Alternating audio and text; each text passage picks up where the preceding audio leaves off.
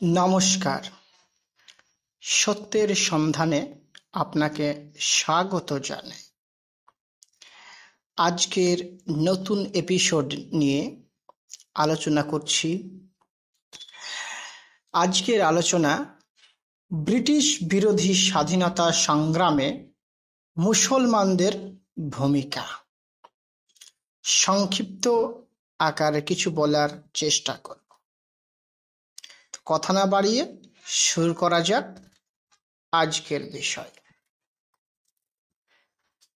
British বিরোধী স্বাধীনতা সংগ্রামে ভারতীয় মুসলমানদের ভূমিকা ছিল অত্যন্ত গুরুত্বপূর্ণ এবং বহুমাত্রিক। তারা রাজনৈতিক আন্দোলন, সশস্ত্র প্রতিরোধ, সামাজিক সংস্কার, সাহিত্য, সংস্কৃতি, শিক্ষার প্রসার এবং জনসচেতনতা গড়ে তোলার মাধ্যমে স্বাধীনতার সংগ্রামে অবদান রাখেন।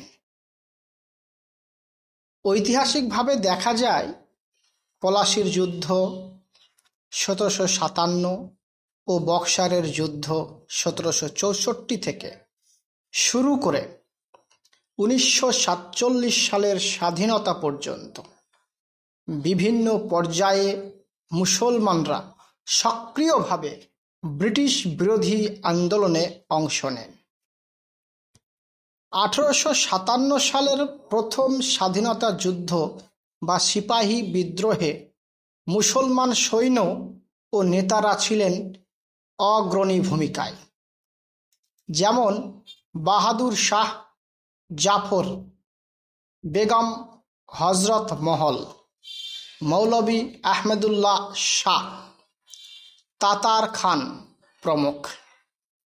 এই বিদ্রোহে হিন্দু মুসলমান একত্রে ব্রিটিশ শাসনের বিরুদ্ধে লড়েছিলেন, যা পরে হিন্দু মুসলিম ঐক্যের প্রথম বৃহৎ উদাহরণ হিসাবে ধরা হয়।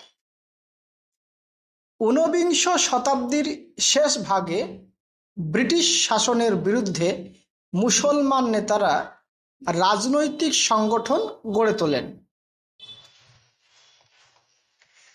স্যার সৈয়দ আহমেদ খানের নেতৃত্বে আলিগড় আন্দোলন মুসলিম শিক্ষার উন্নয়নে অবদান রাখে। যদিও তিনি প্রাথমিকভাবে ব্রিটিশ বিরোধী আন্দোলনে সরাসরি অংশ নেননি, বরং শিক্ষা ও সংস্কারের মাধ্যমে মুসলমানদের প্রস্তুত করেন। তবে একই সময়ে মাওলানা মুহাম্মদ কাসিম নানুতভি ও মাওলানা রশিদ আহমেদ গাঙ্গুহির নেতৃত্বে দারুল উলুম দেওবন্দ প্রতিষ্ঠিত হয়, যা ছিল স্বাধীনতার জন্য ধর্মীয় ও রাজনৈতিক চেতনার কেন্দ্র। 20 শতকের শুরুতে মুসলমানরা বঙ্গভঙ্গ বিরোধী আন্দোলনে সক্রিয় হন। 1905 সালে বঙ্গভঙ্গের ফলে পূর্ব বাংলা ও আসামের মুসলমানদের মধ্যে কিছুটা সমর্থন থাকলেও সামগ্রিকভাবে স্বদেশী আন্দোলন ও ব্রিটিশ বিরোধী রাজনীতিতে মুসলমান বিপ্লবীরাও অংশগ্রহণ করেন, যেমন মাওলানা আবুল কালাম আজাদ, মাওলানা শওকত আলী, মাওলানা মুহাম্মদ আলী, হাশিম আলী প্রমুখ।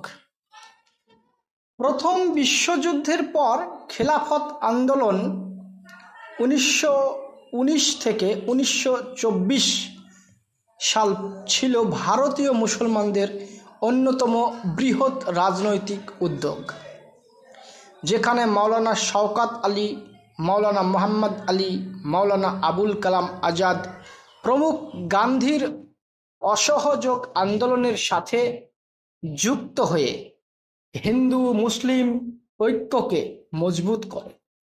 এই সময় হাজার হাজার মুসলমান কারাবরণ করেন। অনেকেই তাদের সম্পদ ও জীবিকা ত্যাগ করেন। একই সময়ে বিপ্লবী আন্দোলনেও মুসলমানদের ভূমিকা ছিল গুরুত্বপূর্ণ।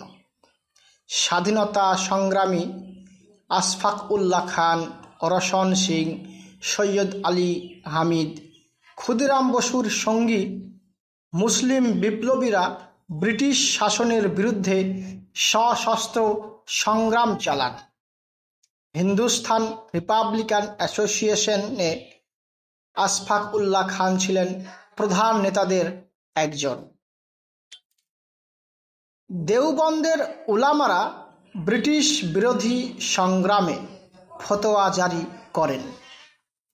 মাদ্রাসাগুলোতে বিপ্লবীদের আশ্রয় দেওয়া হয় এবং মাওলানা ওবায়দুল্লাহ সিন্ধি, মাওলানা মাহমুদুল হাসান প্রমুখ সিল্ক লেটার্স মুভমেন্টের মাধ্যমে আন্তর্জাতিক পর্যায়ে ব্রিটিশ বিরোধী ষড়যন্ত্র করেন। দ্বিতীয় বিশ্বযুদ্ধের সময় আজাদ হিন্দ ফৌজে অনেক মুসলিম সৈন্য ও অফিসার অংশগ্রহণ করেন, যেমন ক্যাপ্টেন শাহনওয়াজ খান, কর্নেল হাবিবুর রহমান প্রমুখ। সুভাষচন্দ্র বসুর নেতৃত্বে তারা দক্ষিণ পূর্ব এশিয়ায় ব্রিটিশদের বিরুদ্ধে যুদ্ধ করে। 1940-এর দশকে কংগ্রেস, মুসলিম লীগ, খাকসার তাহরিক মজলিসি আহরার ই ইসলাম সহ বিভিন্ন মুসলিম রাজনৈতিক ও সামাজিক সংগঠন ব্রিটিশ শাসন থেকে মুক্তির জন্য কাজ করে। যদিও পরবর্তী সময়ে মুসলিম লীগের নেতৃত্বে পাকিস্তান আন্দোলন গতি পায়,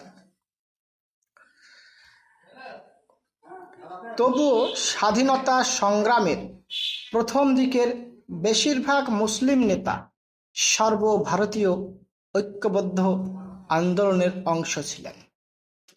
সব মিলিয়ে ভারতীয় স্বাধীনতা সংগ্রামে মুসলমানদের অবদান ছিল বহুমুখী। শিক্ষা ও সচেতনতা বৃদ্ধি, বিপ্লবী আন্দোলন, অসহযোগ ও অহিংস আন্দোলন, সশস্ত্র সংগ্রাম, আন্তর্জাতিক কূটনীতি এবং ধর্মীয় সাংস্কৃতিক নেতৃত্বের মাধ্যমে তারা স্বাধীনতা অর্জনের পথে গভীর প্রভাব রেখেছেন।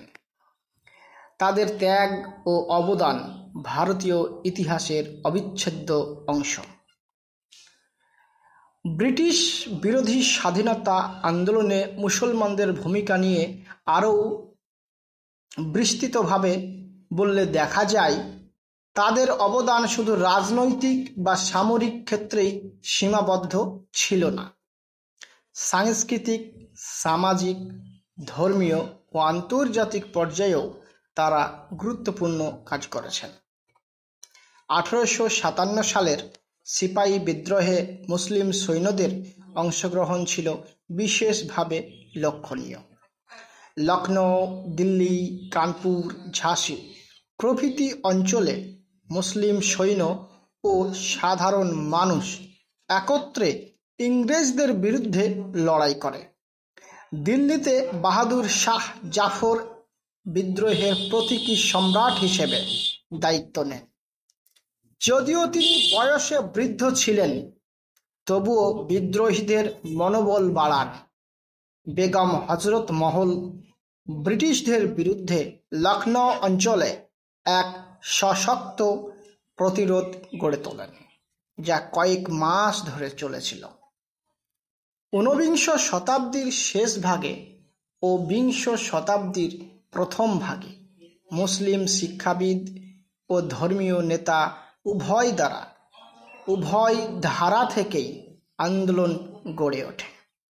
দেওবন্দ মাদ্রাসা কেবল ধর্মীয় শিক্ষার কেন্দ্রই ছিল না, এটি হয়ে ওঠে রাজনৈতিক সচেতনতারও কেন্দ্র।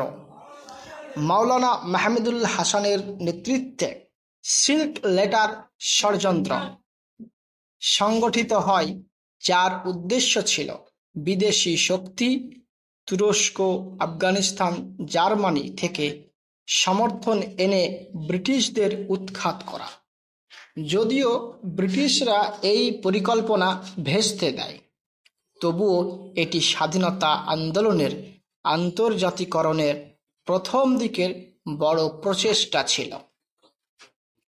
1919 সালে জালিয়ানওয়ালাবাগ হত্যাকাণ্ডের পর মুসলিম নেতাদের মধ্যে তীব্র ক্ষোভ সৃষ্টি হয়। এই সময়ে খেলাফত আন্দোলন মুসলিম সমাজকে ব্যাপকভাবে রাজনৈতিক পথে আনে। মাওলানা শওকত আলী ও মোহাম্মদ আলী ভাইরা এই আন্দোলনের মাধ্যমে ব্রিটিশ বিরোধী সংগ্রামে লক্ষ লক্ষ মুসলিমকে যুক্ত করেন। তারা মহাত্মা গান্ধীর অসহযোগ আন্দোলনের সঙ্গে খিলাফত আন্দোলনকে একত্রিত করেন, যা এক অভূতপূর্ব হিন্দু মুসলিম ঐক্যের সৃষ্টি করেছিল। বিপ্লবী আন্দোলনেও মুসলমানদের ভূমিকা ছিল উজ্জ্বল। আশফাক উল্লাহ খান, ওসমান খান, রওশন আলী, সাইদ হাসান প্রমুখ ব্রিটিশ বিরোধী সংগঠনগুলোর সক্রিয় সদস্য ছিলেন। আশফাক উল্লাহ খান 1925 সালের কাকরি ট্রেন ডাকাতির ঘটনায় গুরুত্বপূর্ণ ভূমিকা পালন করেন এবং 1927 সালে তাকে ফাঁসি দেওয়া হয়।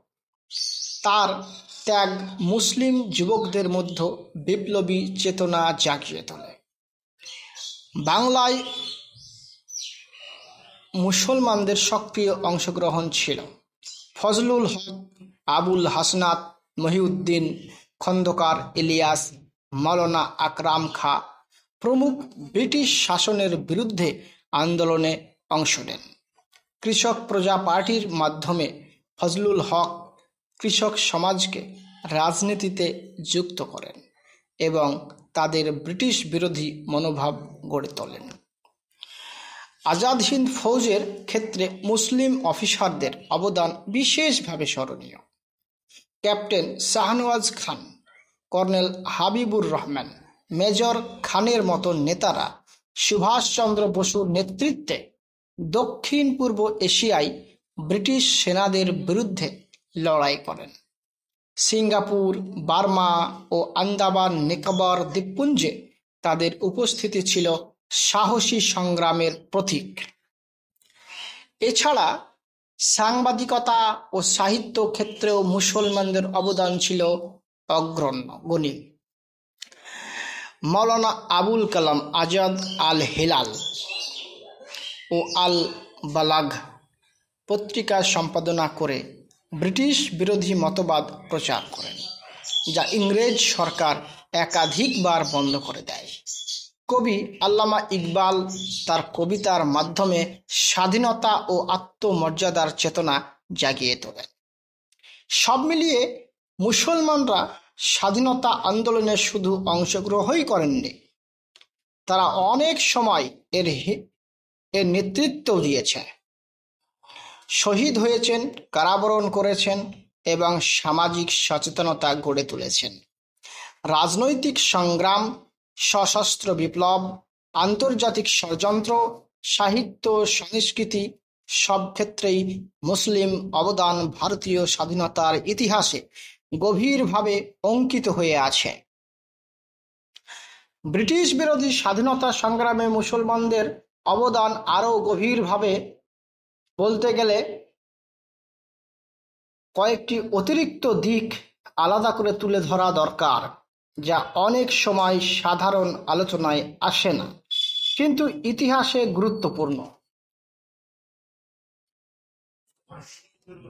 1857 সালের পরবর্তী সময়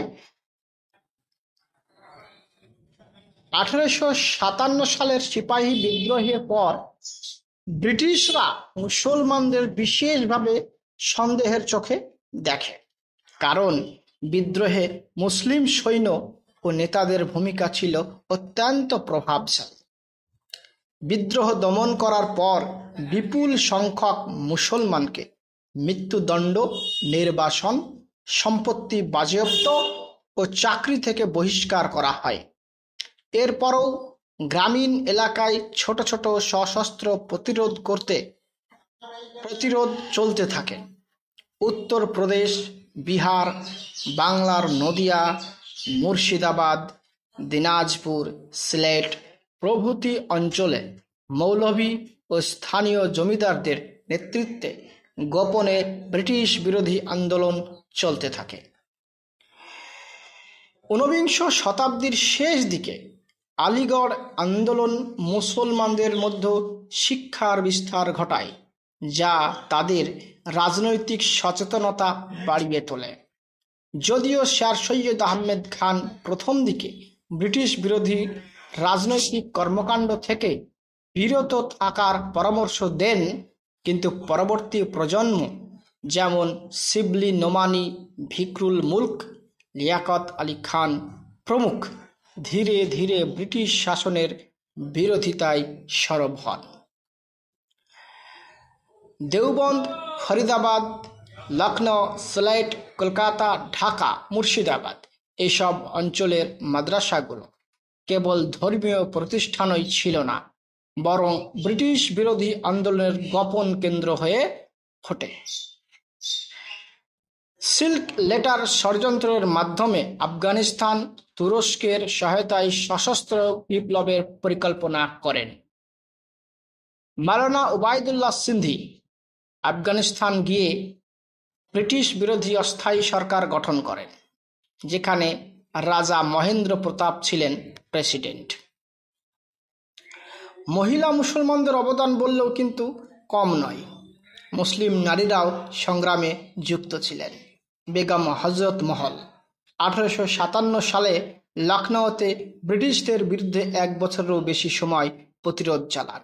বেগম রোকাইয়া সাখাওয়াত হোসেন শিক্ষা ও নারী জাগরণের মাধ্যমে জাতীয় চেতনা গড়ে তোলেন, যদিও তিনি সরাসরি সশস্ত্র আন্দোলনে অংশ নেননি। আজাদ হিন্দ ফৌজের মহিলা সদস্যরা রানী ঝাঁসি রেজিমেন্টে মুসলিম নারীরা সুভাষচন্দ্র বসুর সঙ্গে যুদ্ধ করে। আশফাকুল্লাহ খান হিন্দুস্তান রিপাবলিকান অ্যাসোসিয়েশনের অন্যতম নেতা। কাকোরি ট্রেন ডাকাতি অভিযানে অংশ নেন। ওসমান খান, আব্দুল হামিদ, শওকত উল্লাহ অগ্নিযুগের বিপ্লবী সংগঠনগুলোর সক্রিয় সদস্য ছিলেন। বাংলা, বিহার ও পাঞ্জাবে মুসলমান বিপ্লবীরা অস্ত্র সরবরাহ, গোপন আশ্রয় ও অর্থ জোগাড়ে বড় ভূমিকা পালন করেন। অসহযোগ আন্দোলনে সিভিল অবিডিয়েন্স, ভারত ছাড়ো আন্দোলন সব ক্ষেত্রেই মুসলিম নেতারা ছিলেন। মাওলানা আবুল কালাম আজাদ কংগ্রেসের সভাপতি, অসহযোগ আন্দোলনের অন্যতম প্রধান মুখপাত্র, ভারতের স্বাধীনতার জন্য জাতীয় ঐক্যের প্রবক্তা। মাওলানা মহিউদ্দিন হযরত বিভিন্ন প্রদেশে অসহযোগ আন্দোলনের নেতৃত্ব দেন।